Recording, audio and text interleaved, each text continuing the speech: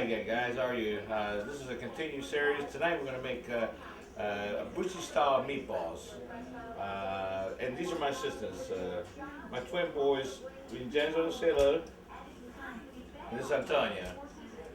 They've been helping me for about, I guess, 5 years now, right? When you're about 4 and start making some meatballs and other things.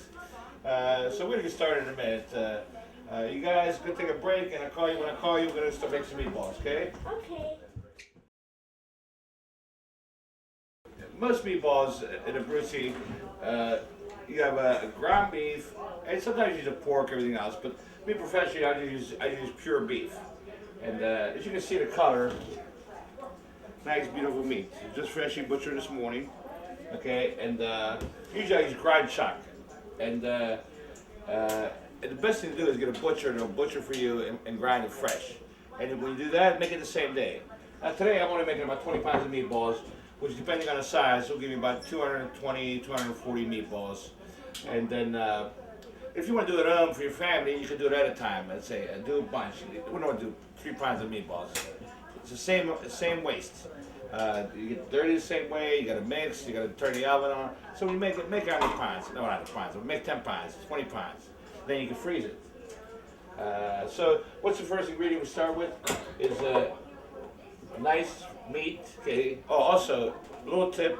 Put it on your tips from Claudio. Never buy meat that's on sale for 89 cents, 99 cents because it's garbage. Okay, so put that in the garbage meat. Don't use. Because after that, the meatballs will shrink, will have brittle in there, taste terrible. So start with good meat. You pay a little bit more, but it's worth it. And then also after that, you want to go with, and this is 10 pounds of meat. Normally 10 pounds of meat, you want to use breadcrumbs, because breadcrumbs, that's what makes the meatballs. And I usually use unseasoned breadcrumbs because for simple reasons, you want to control your spices, your salt and pepper, your parsley, your basil. And the British recipe is very simple recipe. Ground meat, and then this is approximately 2 pounds of breadcrumbs per 10 pounds of a ground meat. Okay? And then after that, another rule formula is I use 1 dozen eggs per 10 pounds of ground meat. Okay? So I'm going to break the eggs in there now. And when you do this, for you folks that aren't experienced with breaking eggs, if you break it and you see a lot of shells that fall off, do it in a bowl and pick it out, then put it in there. But like I said, the thing is, the shell is not part of the recipe.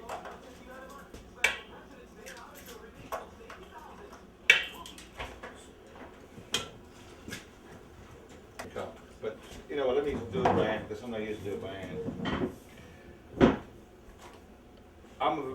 If you notice, I use very low sodium. So this is a measuring cup. This is how much salt I approximately use for 10 pounds of meat. Very little, it's not really a lot, as you can see. Okay? Why? Because if you season food properly, you don't need that much salt. But you can always add salt, you cannot take it away. So remember that. So approximately this much salt, this is plenty for 10 pounds. Now pepper also I use very little. I better use this again for you guys. So how much pepper? Not a lot. See if you guys can see now. So okay.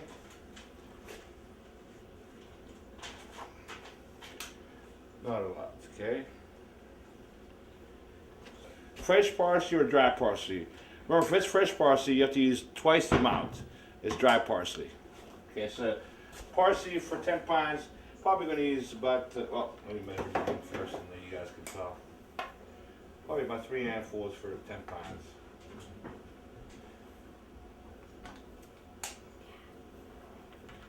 So about not even half a cup, but we'll be under. Approximately half a cup of dry parsley, okay? Or if it's fresh parsley, twice the amount. Okay. Approximately, okay. And also, now you can use garlic powder or fresh garlic. For you guys, we're going to use fresh garlic tonight. It's chopped up real fine. Remember the same thing we use for the sauce. It's pre-chopped. Try to save you a little bit of work. Now, how much garlic do you want? How much garlic Antonio, how much garlic should we put in there? About A lot, a little. a little. Well, yeah. See, but if let's say our family likes garlic, okay? We put a lot of garlic because we like to taste the garlic, okay? Now, the other, what's it called? Your family might not like garlic too much; they're not used to it, okay? So use less, okay? Now, if you're doing it commercially for a restaurant or a catering job or for whatever function, you have to go medium on the garlic because, like I said, we might like more, but not everybody likes more. So you want to be able to taste it, but not overpower it. So 10 pounds, well, this time we use 2 heaping spoons, 1, 2, okay? 1, 2, okay? You guys got that?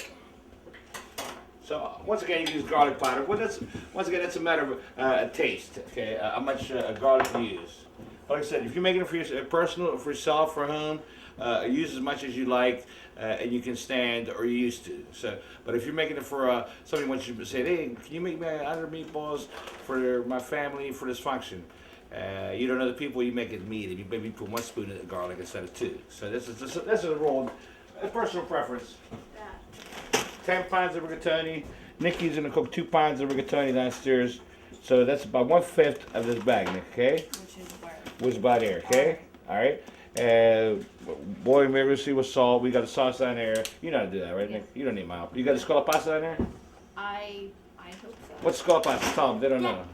Where you drain the pasta in it. You know, with the holes. You know, the colander, Nick. Colander. Scallop pasta. Yeah. You know, you get it. Yeah.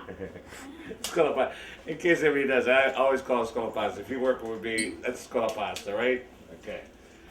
So we're not quite done with the. This is degree. This is remember. You guys remember from the last series? What is it we love in Abruzzi? Basilico. Smells so good. Now, of course, you can use a dry. If you can use basil, you can use a dry sweet basil for something like this, or you can use fresh basil. Now, for a meatball, if you remember on the sauce, we made a sauce. We rough chopped it. Okay. Now, for meatballs, we want to do a finer chop. Okay.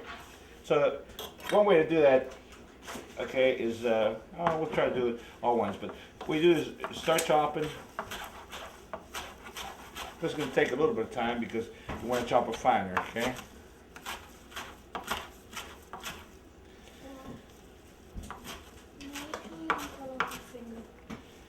I don't think so, Shane. They've been cutting for a few years. What do you think?